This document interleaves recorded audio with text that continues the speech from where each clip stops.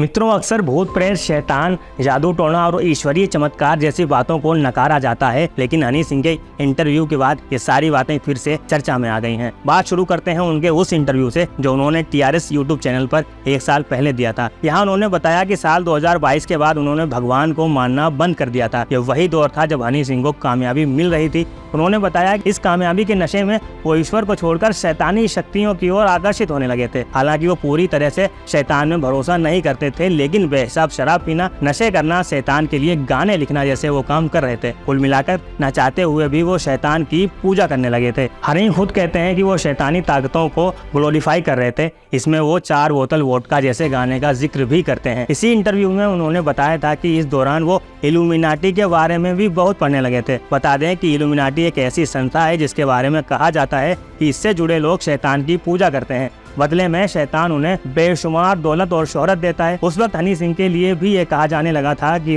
उन्होंने शैतान के साथ एक डील की है और इसी वजह से उन्हें यह शोहरत मिली है। हनी ने यह भी बताया कि लंदन में वो एक ऐसे चर्च में गए थे जहां शैतान की पूजा होती थी। यह चर्च एक सुनसान रेस्टोरेंट के ऊपर था। जब वो वहां पहुंचे तो लोगों ने उनसे पूछा कि तुम भी जो चाहते हो वो मांग सकते हो, लेकिन हनी सिंह ने उनकी बात मानने से मना कर दिया। हनी 2012 के बाद से ही चरस और शराब का ओवरडोज करने लगे थे, जिसकी वजह से उन्हें बाइपोलर डिसऑर्डर जैसी बीमारी हो गई थी और साल 2000 के बाद उनका करियर खत्म हो गया था। इस बीमारी को ठीक करने में हनी सिंह को 7 सालों का वक्त लगा। इस बीमारी के दौरान हनी सिंह को कई तरह के भ्रम होने लगे थे। इसके चलते उन्हें भूत प्रेत दिखने लगे थे। धीरे धीरे वो डिप्रेशन का शिकार हो गए थे। यह एक ऐसी बीमारी है जिसमें इंसान की फीलिंग में बहुत तेजी से बदलाव आता है। अचानक वो बहुत ऊर्जावान या फिर बहुत ज़्यादा उदास महसूस करता है।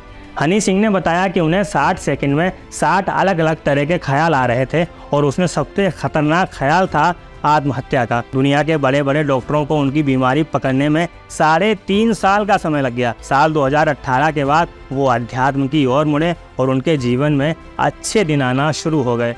वो धीरे धीरे ईश्वर की सत्ता को मानने लगे। ये कहानी सुनाने का सीधा मतलब है कि भूत प्रेत जैसी चीज़ें सबसे पहले दिमागी बीमारियों की वजह से महसूस होती हैं, इसलिए इसका इलाज संभव है। दूसरा यह है कि आप जैसे विचार रखते हैं आपका जीवन वैसा ही होता जाता है।